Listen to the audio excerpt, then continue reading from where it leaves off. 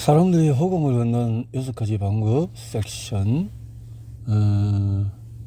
어디에서나 환영을 받는 방법, 첫인상을 좋게 하는 방법, 못하면 문제 생긴다. 어디에서나 환영을 받는 방법은 친구를 사귀는 방법을 알아내기 위해서 이 책을 읽고 있는가? 왜 세상에서 친구를 가장 잘 사귀는 사람의 기술을 연구하지 않는가? 그는 누구인가? 내일 당신은 길거리에서 그를 만날지도 모른다. 당신이 다가가면 그는 꼬리를 흔들기 시작할 것이다. 멈춰서서 쓰다듬어 주면 얼마나 당신을 좋아하는지 보여주려고 벌쩍벌쩍 뛰며 좋아할 것이다. 어떤 속셈을 가지고 예컨대 당신에게 부동산을 팔거나 당신과 결혼하고자 당신에게 애정을 표시하는 것이 아니다. 개는 살기 위해서 일하지 않아도 되는 유일한 동물이라는 것을 생각해 본 적이 있는가? 암탉은 알을 낳아야 하고 암소는 우유를 생산하고 카나리아는 노래를 불러야 한다. 하지만은 개인은 인간에게 사랑을 주기만 하면 된다. 내가 5살이었을 때 아버지는 50센트를 주고 노란 털복숭이 강아지를 사왔다. 강아지는 내 유년 시절의 기쁨이었다. 매일 오후 4시 반쯤 되면은 강아지는 앞마당에 앉아서 예쁜 눈을 길 쪽으로 주시하다. 내 목소리가 들리거나 내가 도시락통을 흔들며 오는 모습이 보이면 총알같이 나와서 언덕까지 헐떡거리며 달려나와서 기쁘고 날뛰며 짖으며 나를 맞아주곤 했다. TV는 5년 동안 변함없는 친구였다. 내가 절대로 잊을 수 없는 어느 비극적인 밤에 강아지는 벼락에 맞아 죽었다. TV의 죽음은 내 유년 시절의 비극이었다. 피피야, 너는 심리학 책을 읽어본 적이 없지. 읽을 필요도 없었지. 2년 동안 얻을 수 있는 친구보다도 다른 사람에게 관심을 가지면 2달 안에 더 많은 친구를 만들 수 있다는 것을 너는 본능적으로 아니까.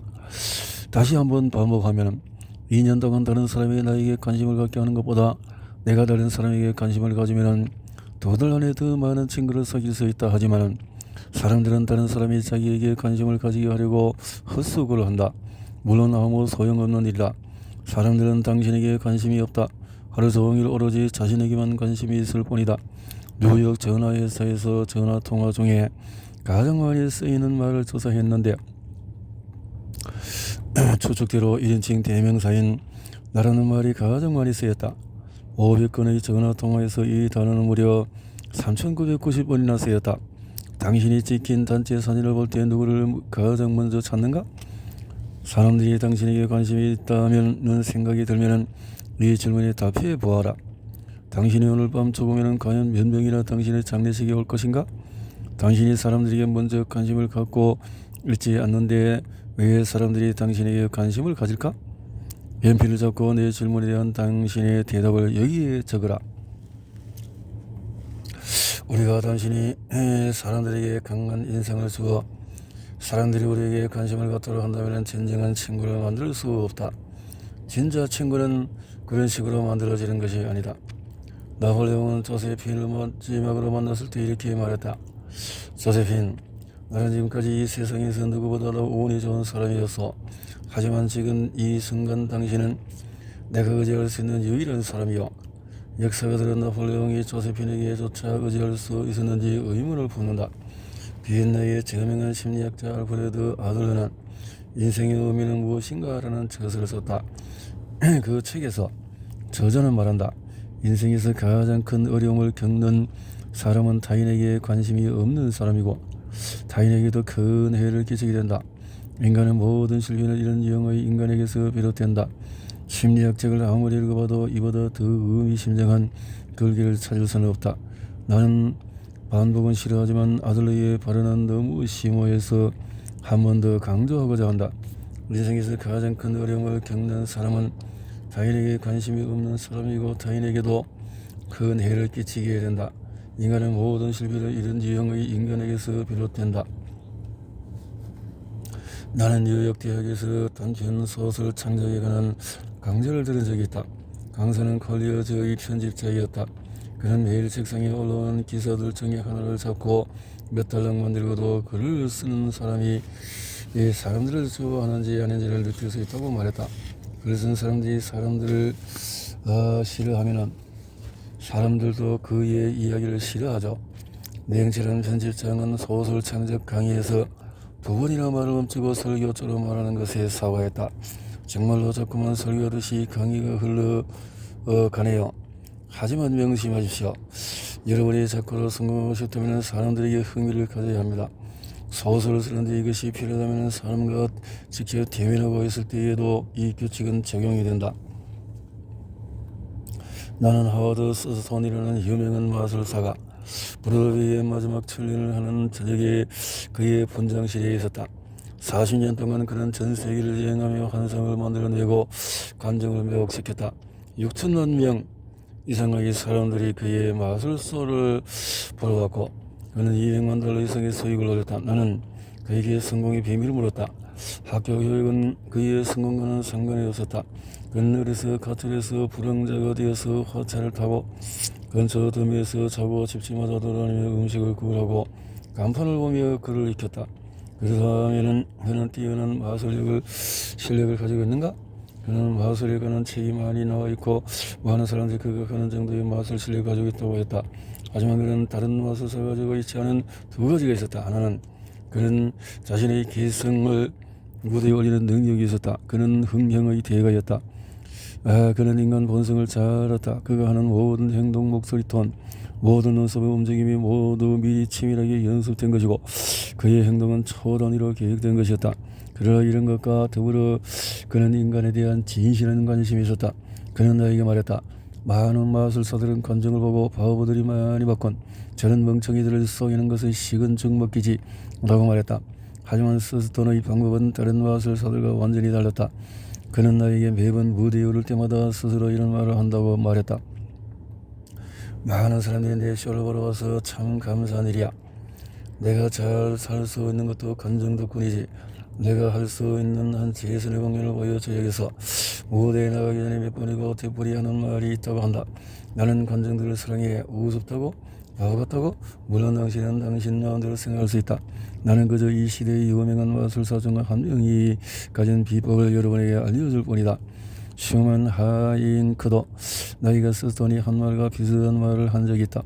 배고픔과 시련, 자살 시도를 할 정도로 비극적인 삶이었지만 그녀는 노래를 불러서 관객을 매료시키는 가장 뛰어난 바그너 가수가 되었다. 그녀 또한 그녀의 성공 비결 중의 하나는 자신이 진심으로 사람들에게 관심을 가진 것이었다고 말한다. 루즈벨트 대통령이 놀랄만한 인기를 누린 비결도 바로 여기에 있다. 그의 하인들도 그를 사랑했다. 그의 시종인 제임스 아모스는 시종의 영웅 루즈벨트라는 책에서 감동적인 일화를 소개했다. 언젠가 내 아내가 대통령에게 메추리에 대해서 물어본 적이 있었다. 그녀는 메추리를 본 적이 없어서 대통령은 최대한 상세하게 아내에게 메추리에 대해서 설명했다. 얼마 후에 우리 집에 그 전화가 걸려왔다. 아모스와 그의 아내는 오이스터 베이에 있는 루즈벨트의 저택안의 작은 집에 살고 있었다. 루즈벨트가 직접 전화를 해서 창문 밖에 메추리가 있으니 창문 밖을 지금 내다보라고 말했다. 사상가까지 배려하는 이가 바로 루즈벨트였다. 우리 집 옆을 지날 때마다 우리가 보이지 않아도 그가 우리를 부르는 소리를 들을 수 있었다. 지날 때마다 그렇게 다정하게 인사를 하는 거였다. 가용인들이 어떻게 그 같은 사람을 좋아하지 않을 수 있겠는가? 사람들이 그를 좋아하지 않을 수 있겠는가? 루즈벨트는 어느 날 테프드 대통령 부부가 자리에 없을 때 백악관으로 전화를 했다. 루즈벨트가 자신이 대통령 시절에 함께 있었던 하인들, 심지어 식모까지 이루면서 인사하는 것을 보면 그가 평범한 사람들에게 얼마나 큰 애정을 가지고 있는지 볼 수 있다. 아치버튼은 이렇게 썼다. 그분의 주방 하녀인 앨리스를 만났을 때 그녀가 여전히 옥수수 빵을 만드는지 물었다. 앨리스는 가끔 하인들을 위해서 만들기는 하지만 윗분들은 드시지 않는다고 대답했다. 진짜로 뭐가 맛있는지 모르는구만. 대통령을 만나면 옥수수 빵을 먹어보라고 말하겠네. 루즈벨트는 그 목소리로 대답했다. 앨리스가 빵을 쟁반에 담아서 드렸더니 그 빵을 드시면서 걸어가며 만난 정권사와 일꾼들에게 반갑게 인사를 건네셨습니다. 그분은 예전에 그랬던 것처럼 사람을 이름을 부르셨습니다. 그들은 아직도 서로 그 일에 관해서 이야기합니다. 그 후는 눈물을 흘리며 말했다. 2년 동안 이렇게 기쁜 날은 없었습니다. 100달러를 준다고 해도 아무도 이날과 바꾸지는 않을 것입니다. 가장 성공한 대학 총장의 한 명인 찰스 W. 엘리엇 박사도 루즈벨트 대통령과 마찬가지로 다른 사람의 문제에 깊은 관심을 기울인데 성공의 비결이 있다. 엘리엇 박사는 남북전쟁 끝난 4년 후부터 1차 세계대전이 일어나기 5년 전까지 하버드 대학 총장직에 있던 사람이다. 엘리엇 박사의 일화를 소개하고자 한다.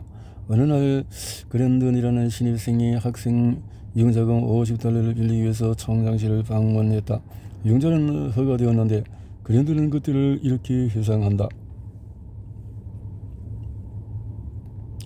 감사 인사를 드리고 총장실을 나서려는데 총장님이 잠시 앉으라고 하셨다. 그리고 다음과 같이 말씀하셨다. 자네 자취를 하고 있다고 들었네. 음식을 골고루 잘 해먹게. 충분히 배부르게 먹으면 나쁠 것은 없지. 내가 대학을 다닐 때 나도 자취를 했지. 송아지 요리를 만들어 본 적이 있나? 송아지를 충분히 잘 삶기만 하면 아주 훌륭한 요리가 되네. 내가 그렇게 자주 해먹곤 했지. 그리고서 총장님은 고기를 고르는 법과 국물이 젤리처럼 될 때까지 천천히 조리해야 한다고 요리의 팁과 고기 자르는 법, 먹는 법까지 상세하게 설명해 주셨다. 나는 아무리 바쁜 사람이라도 진심으로 관심을 가지면 그들로부터 협조를 얻을 수 있다는 직접적인 경험을 한 적이 있다. 몇 년 전 나는 브루클린의 예술과학연구소에서 소설 창작법을 강의한 적이 있다. 캐러슬린 노리스, 페니 허스터, 아이다 타벨, 엘버트 베이슨 터현, 루퍼트 휴즈와 같은 저명한 작가들을 강사로 모시려고 했다. 나는 작가들에게 그들의 작품을 엄청나게 좋아하고 성공의 비결을 가르쳐달라는 내용을 편지를 보냈다. 각각의 편지에 수강생 150명의 학생들이 서명을 했다. 우리는 그들이 너무 바빠서 강의를 준비할 시간이 없을 것을 충분히 알고 있다고 덧붙였다. 그래서 우리는 그들이 자신만의 창작 기법에 대해서 대답해 줄 수 있도록 일련의 질문을 동봉했다. 그들은 이 아이디어를 좋아했다. 누군들 싫어하겠는가? 그들은 기꺼이 브루클린까지 와서 우리에게 강의를 해주었다. 같은 방법을 이용해서 루즈벨트 내각의 재무장관 레슬리 M. 쇼 태프트, 내각 법무장관 조지 W. 워크샴, 윌리엄스 제닝 브라이언, 루즈벨트 대통령 등 많은 제명인사를 초대해서 대정연설 강의를 듣는 학생들을 위해 강의를 부탁했다. 우리 모두는 노동자든 왕이든 누구든 우리를 존경하는 사람을 좋아하게 마련이다. 동일 황제의 빌헬름의 얘기를 들어보자. 1차 세계대전이 끝날 무렵 그는 세계에서 가장 비난받는 인물일 것이다. 그의 조국조차도 그에게 등을 돌려서 그는 목숨을 부지하기 위해서 네덜란드로 도피해야 했다. 황제에게 대한 증오심이 너무나 커서 사람들은 그를 갈기갈기 위해 찢어 죽이거나 화형시키고 싶어 했을 것이다. 이런 격렬한 분노 속에서 한 소년이 황제에게 진심이 담긴 편지를 보냈다. 소년은 다른 사람이 황제를 어떻게 생각하든지 자신은 빌hel름 황제를 자신의 황제를 영원히 사랑할 것이라고 썼다. 황제는 소년의 편지에 깊이 감화되어서 소년을 초대했다. 소년과 그의 어머니가 함께 황제를 만들었는데 그의 황제는 소년의 어머니와 결혼했다. 소년은 친구를 사귀고 사람을 설득하는 법에 대해서 책을 읽을 필요가 없었다. 그는 본능적으로 알고 있었다. 친구를 사귀고 싶으면 자신을 버리고 타인을 위해서 무엇이든지 해주어라. 이를 위해서는 시간과 노력, 희생, 그리고 사려 깊은 마음이 필요하다. 민저공이 영국의 황태자였을 때 그는 남미로 여행할 예정이었다. 그는 남미로 떠나기 전에 그 나라 말로 연설하기 위해서 몇 달 동안 스페인어를 배웠다. 들거로운 남미 사람들은 모두가 그를 좋아했다. 오랫동안 나는 친구들의 생일을 기억해왔다. 어떻게 그렇게 하느냐고. 나는 점성술을 믿지 않지만 생일이 또 성격이나 계절과 연관이 있는지 친구들에게 물어보는 것으로 이야기를 시작해 친구들의 생일을 자연스럽게 물었다. 예를 들어서 그가 생일이 11월 24일이라고 하면 나는 혼자 대뇌다가 친구가 뒤를 돌아보자마자 그의 이름과 생일을 적어서 나중에 생일을 적어놓은 수첩에 옮겨 적었다. 새해가 되면 생일을 달력에 표시해둔다. 생일이 오면 편지를 보내거나 축전을 보냈다. 이것은 아주 효과적이었다. 어떤 때는 생일을 기억해주는 사람이 나뿐일 때도 있었으니 말이다. 친구를 사귀고 싶으면 생기 있고 열정적으로 사람들을 맞이하자. 전화를 받을 때도 마찬가지다. 그 사람의 전화를 받게 되어서 얼마나 기쁜지 상대가 느낄 수 있게 아주 밝은 목소리로 전화를 받으라. 뉴욕 전화에서는 전화 견문이 고객의 전화에 기쁘게 응대할 수 있는 훈련을 실시하고 있다. 내일 전화를 받으면 이것을 기억해라. 이 규칙이 사업에도 똑같이 적용될까? 수없이 많은 예가 있지만은 지면 관계상 두 개의 예시만 들겠다. 뉴욕의 대형 은행의 직원인 찰스 월터스 씨는 어떤 회사에 대한 기밀서를 작성하는 업무를 맡았다. 그에게 필요한 정보를 알고 있는 사람이 있었다. 월터스 씨는 되게 중력인 그 사람을 만들어 갔다. 중력의 방해 안내를 받아 들어갔는데 비서가 고개를 내밀고 그날은 우표가 없다고 말했다. 12살 먹은 아들을 위해서 우표를 수주하고 있어요. 사장이 월터스에게 말했다. 월터스는 용건을 말하고 질문을 시작했다. 사장은 관심이 없는 듯이 말했다. 사장이 인터뷰를 원하지 않는 눈치라 더 이상 인터뷰에 진전이 없었다.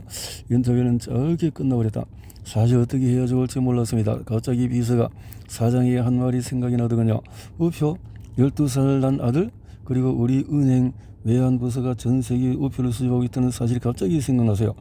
다음날 오후 다시 사장을 찾아가서 아들에게 줄 우표를 찾아 갖고 왔다고 말했죠. 제가 환대를 받았을까요? 물론 열렬히 환영을 받았습니다. 그가 국회의원 선거에 출마해서도 이렇게 악수를 할 수는 없을 것입니다. 사장은 활짝 웃으며 저에게 호의를 보였다. 조지가 이 우표를 정말 좋아할 거요. 그는 우표를 쓰다듬으며 계속 이렇게 말했다. 이것 좀 봐요. 정말 신기한 우표네요. 우리는 우표 얘기를 나누고 아들 사진을 보면서 30분을 보냈다. 그리고 나서 사장은 1시간을 할애하여 제가 필요한 정보를 자세히 들려주기 위해서 노력했습니다. 자신이 알고 있는 것을 다 말하자 직원을 불러 모으는 것은 더 물어보고 지인에게 전화를 걸었습니다. 그는 제가 필요로 하는 사항들 보고서 숫자 그리고 서신을 제공해 주었습니다. 그야말로 특종을 건진 셈이죠. 여기에 다른 예가 있다. 필라델피아에 사는 CM 크네플은 대형 체인점에 석탄을 팔려고 수년 동안 애를 썼다. 그러나 그 체인점은 너무 떨어진 업자에게 연락을 위해서 크네플 씨가 보라는 듯이 크네플 씨 사무실 앞으로 연료 배송 트럭이 지나다녔다. 크네플 씨는 어느 날 밤 수업의 시간에 강단에 서서 자신의 그 체인점에 대한 분노를 쏟아냈다. 그때까지도 크네플은 자신이 그 체인점에 연료를 팔지 못하는 이유를 몰랐다. 나는 그에게 다른 방법을 써보라고 제안했다. 우리는 그 대형 체인점의 확장이 나라의 발전에 듣고도 실이 만드는 문제에 대해서 토론을 벌였다. 크네플은 내 제안에 따라서 그 체인점을 옹호하는 입장에 섰다. 그리고 체인점 중력을 곧장 찾아갔다. 오늘날 석탄을 팔러 온 것이 아닙니다. 제 부탁 하나만 들어주십시오. 그리고는 강좌에 있었던 토론에 대해서 이야기한 후에 제가 알고 있는 사람들 중에서 제가 필요한 사실을 알려줄 수 있는 사람이 사장님뿐입니다. 이 토론에서 꼭 이기고 싶습니다. 저를 도와주신다면 진심으로 감사하겠습니다. 여기에 크네플이 한 이야기를 그대로 옮기겠다. 저는 이사에게 꼭 1분만 내달라고 하고 만났습니다. 제가 그를 만나러 온 이유를 이야기하자 그는 저를 의자로 청하더니 정확히 1시간 47분 동안 이야기를 했습니다. 그는 체인점에 대한 책을 쓴 다른 중력을 불렀습니다. 그는 전미 체인점 연합회에 연락해서 저희의 이 문제에 대한 토론집 사본을 구해 주었다. 그는 체인점이 사람들에게 진정한 서비스를 제공하고 있다고 생각하고 있었습니다. 그는 공동체를 위해서 자신이 하고 있는 일에 대해서 자부심을 느끼는 듯했습니다. 그가 말하는 내내 그의 눈은 밝게 빛났습니다. 제가 한 번도 생각해 본 적이 없던 일에 대해 제 시각을 넓혀 주었다고 단언합니다. 그는 저의 생각하는 방식을 완전히 바꾸어 놓았습니다. 제가 이사의 사무실 나설 때 그는 문 앞까지 나와서 저를 배웅하며 어깨에 손을 얹으며 토론에서 좋은 결과를 얻기를 바라고 언제 한번 들러서 토론 결과를 알려달라고 말했습니다. 그가 제게 한 마지막 말은 다음과 같습니다. 봄에 한번 다시 들르세요. 그때쯤 당신에게 석탄을 주문하고 싶군요. 그것은 제게 기적과도 같습니다. 제가 부탁하기도 전에 제 석탄을 사겠다고 말하다니요. 제가 10년 동안에 그토록 제 석탄에 관심을 가져달라고 애썼던 것보다 그가 그의 문제에 대한 진지한 관심을 가진 2시간의 일의 진척을 빠르게 했습니다. 예수님이 태어나기 100년 전에 유명한 로마의 시인 퍼블리우스 사이러스는 다음과 같이 말했다. 우리는 우리에게 관심을 갖는 사람에게 관심을 갖는다. 사람들이 당신을 좋아하게 만들고 싶으면 타인에게 진심으로 관심을 가져라. 좀 더 명랑한 성격이 되고 싶으면 인간관계에서 좀 더 효과적인 방법을 찾고 있다면 헬레링크의 박사의 종교로의 회기라는 책을 꼭 읽어라. 책 제목에 주눅들 필요는 없다. 이 책은 저명한 심리학자가 쓴 책으로 성격 문제로 그에게 상담으로 온 3,000명 이상의 사람들을 면담하고 그에 대한 조언을 담은 책이다. 링크 박사는 나에게 이 책을 성격을 어떻게 고칠 것인가? 쉽게 제목을 달 걸 그랬다는 말을 했다. 이 책은 흥미롭고 큰 도움을 주는 책이다. 읽어보고 그의 제안대로 행하면 사람들을 대하기가 훨씬 수월해질 것이다. 사람들을 대하는 것이 수월해질 것이다. 이랬네요.